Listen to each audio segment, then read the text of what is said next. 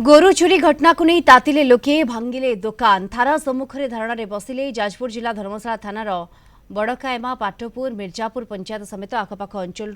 20 ऊर्ध्व गोरु चोरी होता अभियोग होता बड़काएमा अंचल एक अटोरे गाई चोरी कर नेउथबा बेले स्थानीय लोके काबू कर नहीं या पछरे स्थानीय अंचल जड़े व्यवसायी संपृक्ति जाना पाइथिले परे उत्त्यक्त लोके संपृक्त व्यवसायी दुकान भांगी देथिले बारंबार गोरु चोरी होता धर्मशाला थाना अभियोग होई आसुथिले भी पुलिस अभियुक्तଙ୍କୁ धरिपारे विफल होईछि। यार प्रतिवाद रे कायमा अंचल रे युवकଙ୍କ समेत गो रक्षक संगठन सदस्य माने थाना सम्मुखें धारणा बसिथिले पुलिस संपृक्त व्यवसायी को थाना रे अटक रखी पचराउचरा करुछि। दोषी विरोध में दृढ़ कार्यानुष्ठान पई दाबी जोर धरिछि।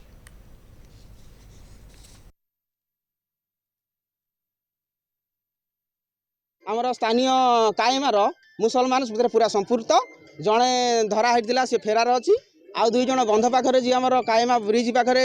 छेली काटती से मैंने छेली भी गोमांस मिसाती आज से धरा पड़ी गोटे गाई चालाण कर समय गाड़ी सह धरा पड़ी 3 जन जड़े फेरार अच्छी जनक ना हूँ कालामिया ता घर कायमा आउ जड़े हूँ मुबारक खां ओरफ फकीरा ता घर भी कायमा आउ जड़े हूँ ब्रह्मवर्दा मुस्लिम तार ना मत जना ना आउ जड़े हूँ आमर ओडिया हिंदू विधर्मी हिंदू तार ना हूँ अधीन दास ता घर भी कायमा।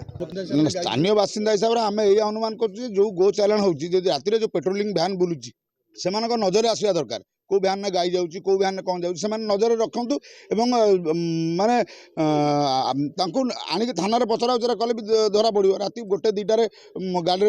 गोरु जाऊँगी कौ गाड़ी जाऊँगी चेक करूँ चेक करके थाना को आनी पचरा पचर करूँ तापर आपे आपे सत पदा को आसो जो मान को आज धराई से कायमा बजार गोटे मटन दुकानी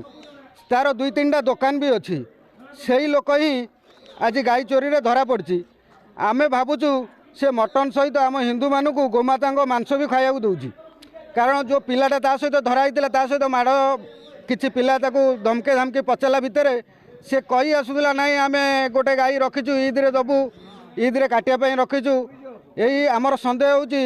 से जो लोक से मटन बिकुला तादर गोरु मांस भी आमको गोमाता मांस भी खोई दे पारे कहीं संभव नुहे से लोक ही आदर मुख्य।